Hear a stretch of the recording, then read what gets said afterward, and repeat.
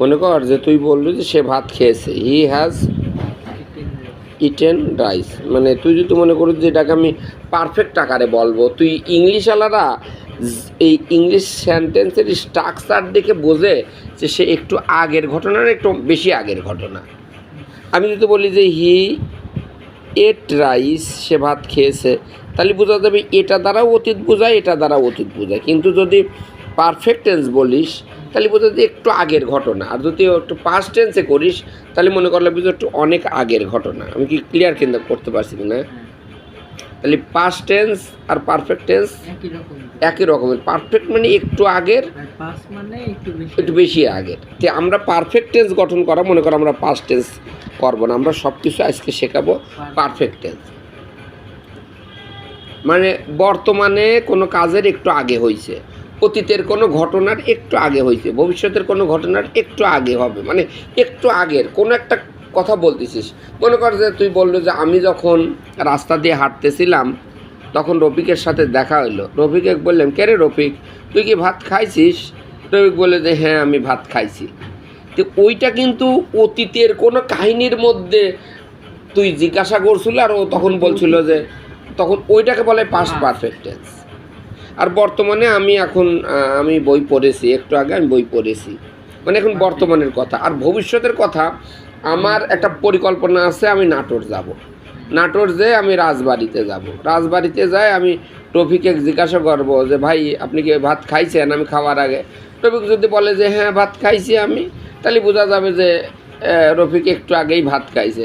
তখন ওই যে এই ঘটনার একটু আগে ঘটনা, ওটা হচ্ছে ফিউচার পারফেক্ট টেন্স।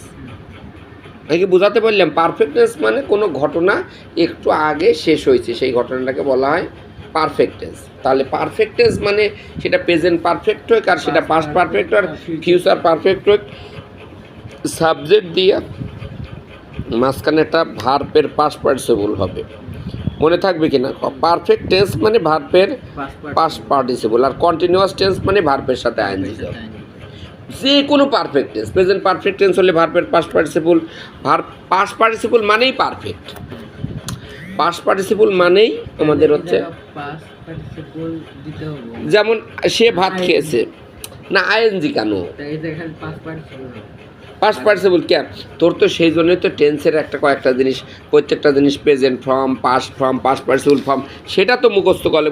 তুই টেন্স শিখবো, ইংরেজিতে কথা বলা শিখবো, তুই জানিস না যে ইট একটা জিনিস, ইট এট ইটেন, এটা তুই জানবো না, তা তো আর হবে না। তে তুই এটা আমি শিখলুই না, তাহলে তুই কিভাবে কথা বলবো? তোর তো এগুলো তুই জানলুই না যে ডু ডিড ডান, এটা তুই জানলুই না, তাই হচ্ছে যে এটা হয়ে গেল। মানে তুই তো জানলুই না যে play played, PLAYD, play played, plate PLAYD, plate. তুই এই ওয়ার্ডটা পারফেক্ট টেন্স মানে এইটুক হয়। তাহলে তোর মনে করলে যে কোনো পারফেক্ট মানেই পাস্ট পার্টিসিপল, পাস্ট পার্টিসিপল মানেই পারফেক্ট, মানে পারফেক্ট টেন্স মানে পাস্ট পার্টিসিপল হবেই, আর একটা সাবজেক্ট হবে। কিন্তু কোন জায়গায় পরিবর্তন হয় সেটা আমি তোকে বলি। পরিবর্তন হয়, মনে কর যে হয় তোর হ্যাভ হ্যাজের একটা দেওয়া লাগবে। আমি তোকে বলি যে যে কোনো পারফেক্ট টেন্সের ক্ষেত্রে ধর,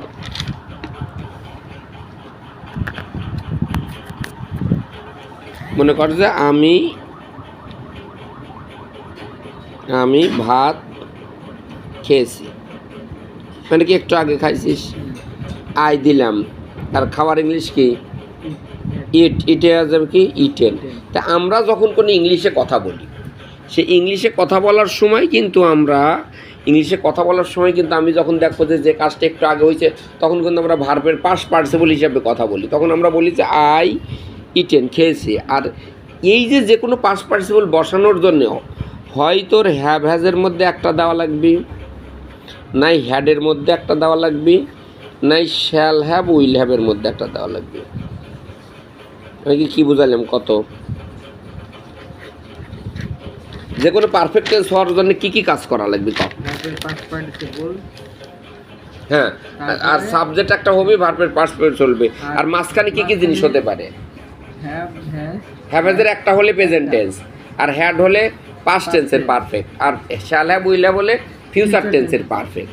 তাহলে আমরা কয়েকটা জিনিসের যদি আমরা পরিবর্তন করি, যে আমি ভাত খেয়েছি, এটার ইংলিশ কি হবে?